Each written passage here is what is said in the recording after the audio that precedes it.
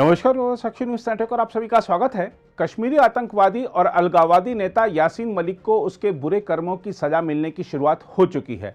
दिल्ली की एक अदालत ने आतंकवाद का वित्त पोषण करने के एक मामले में प्रतिबंधित संगठन JKLF के प्रमुख यासीन मलिक को गैर कानूनी गतिविधियां रोकथाम अधिनियम के तहत उम्र कैद की सजा सुनाई है।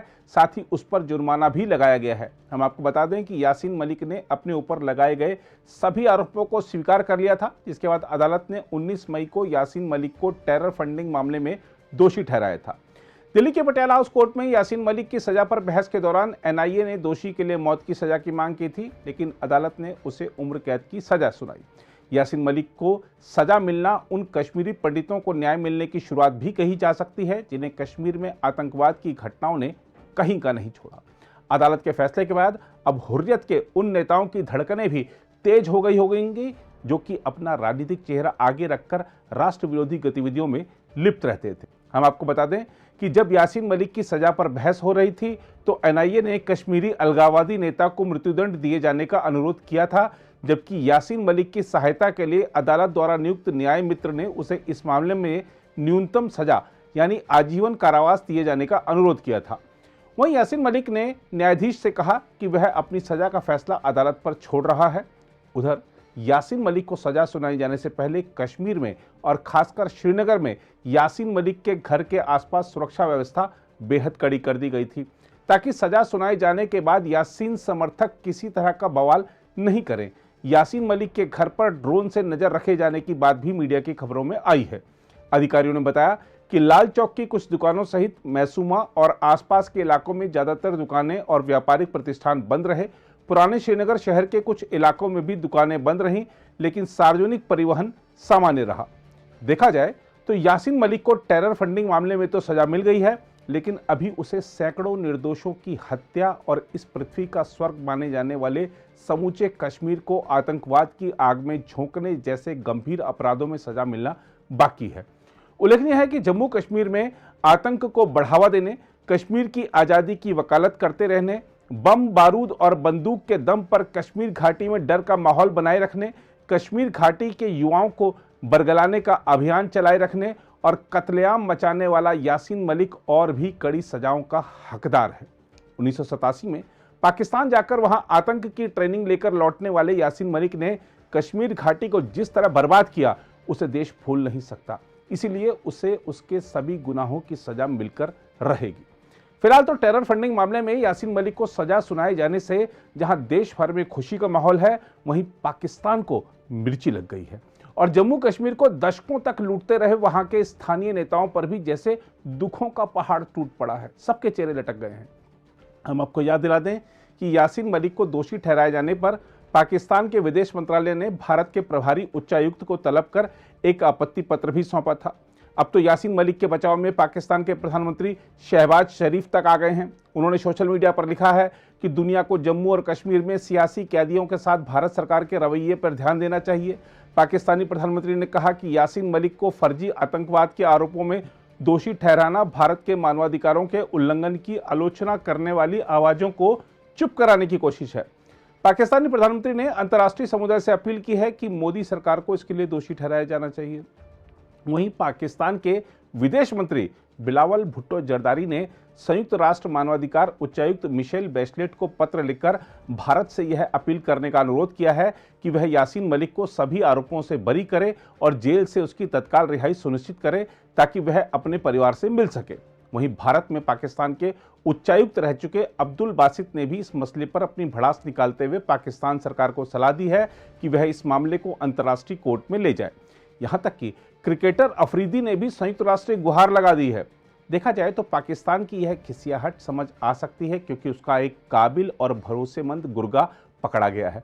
पाकिस्तान ने जिस यासीन मलिक के सहारे वर्षों तक कश्मीर में आतंकवाद को बढ़ावा दिया, उसको सजा सुनाए जाने पर पाकिस्तान का भड़कना स्वाभाविक है। लेकिन हैरत होती है जम्मू कश्मीर के पूर्व मुख्यमंत्री और नेशनल कॉन्फ्रेंस के नेता उमर अब्दुल्ला के बयान पर, जिन्होंने यासीन मलिक को दोषी करार दिए जाने के फैसले का स्वागत करने के बजाय उन्हें सलाह दे डाली है कि वह इस फैसले को ऊपरी अदालत में चुनौती दें। अदालत का हक है कि वो जो कार्रवाई के बाद अपना फैसला सुनाते हैं और जिसके बारे में फैसला सुनाया गया हो उसका भी हक है कि वो उससे ऊपर वाली अदालत में जाके उस फैसले को तब्दील करने की कोशिश करें। अदालत ने अपना फैसला सुना लिया है, अब इसके बाद यासीन मलिक क्या करेंगे क्या नहीं करेंगे वो उन तक है, मैं इसमें कुछ कहना नहीं चाहता। वहीं महबूबा मुफ्ती ने भी कहा है कि किसी को सजा दिए जाने से कश्मीर के मसले हल नहीं होंगे।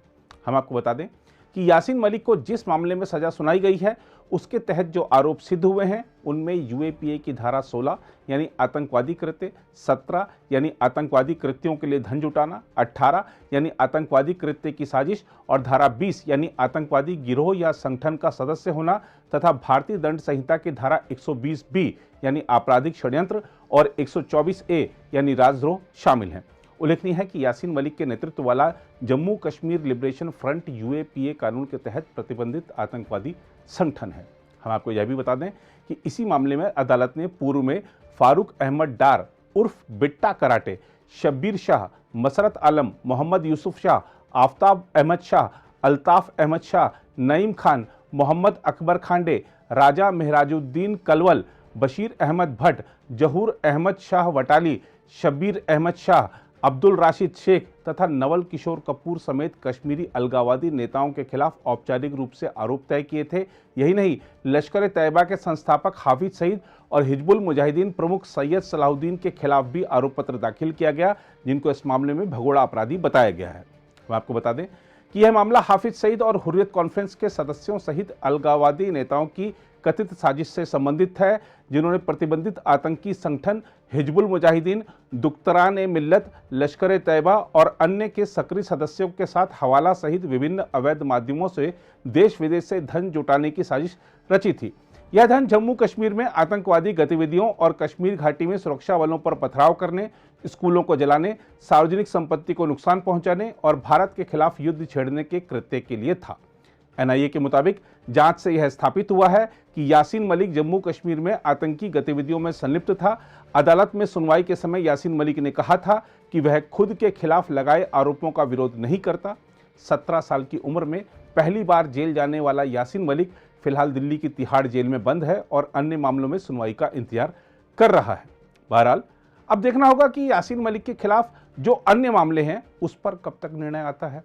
खासकर वायुसेना अधिकारी रवि खन्ना की पत्नी को इंतजार है कि कब उनके पति का हत्यारा अपने गुनाह की सजा पाता है। हम आपको याद दिला दें कि यासीन मलिक ने 1990 में अपने आतंकवादी साथियों के साथ मिलकर वायुसेना अधिकारियों पर अंधाधुंध गोलीबारी की थी, जिसमें 4 अधिकारियों की मौत हो गई थी और 40 अन्य घायल हो गए थे।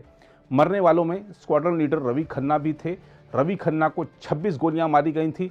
शहीद रवि खन्ना की पत्नी निर्मल खन्ना का कहना है कि हमें न्याय मिलने का इंतजार है। यहाँ तक अगर इंसाफ हुआ है ना तो उसमें भी जरूर होगा। ये स्क्वाड्रन लीडर खन्ना का खून है। यासीन मलिक ने तो बड़ी सफाई से हाथ धो के उसने सोचा था मैं तो बच गया इतने गुनाह करके। अभी तक कभी प्राइम मिनिस्टर हाथ मिला रहा है, कहाँ वहाँ वो डॉक्टर कोई कॉल है दिल्ली में जो शादी के बाद जिन्होंने इसको जेनोसाइड भी हुआ है, सब कुछ हुआ है, उनको नहीं पता वो भी कश्मीरी पंडित है। उन्होंने इनको अपने घर में बुला के दावतें दी, इनको मुबारकबाद दी, इनकी शादी की सब कुछ किया। कैसे कलेजे हैं इन लोगों के। मेरे घर का अगर बच्चा खराब निकले, मैं ये मदर इंडिया ना जो ऐसे बच्चे के सीने में खुद गोली आर पार कर देती है, मैं उसी की बेटी हूँ। मैं सच कह रही हूँ आपको। अहिल्याबाई होलकर का आपको पता नहीं, उसके बेटे ने गाय के बच्चे को मारा था। वो अपने बेटे को मारने चली गई थी, वो गाय आगे आ गई थी। ये वो देश है। हर कोई अपने बच्चों को राह पे चलाए, ज़िंदगी की कामना करे, उनके अच्छे अंजाम की कामना करे। मैं तो ये कहती हूँ। बाकी स्क्वाड्रन लीडर खन्ना का खून इसको फॉलो कर रहा है। ये बचेगा नहीं, उस केस में भी नहीं बचेगा। जो सजा, सही सजा, खून की सजा खून, मौत की सजा मौत, मैं इंतजार कर रही हूँ।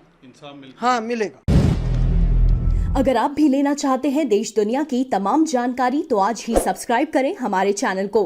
साथ ही नीचे दिए बेल आइकन को जरूर दबाएं ताकि हर अपडेट आप तक पहुंच सके।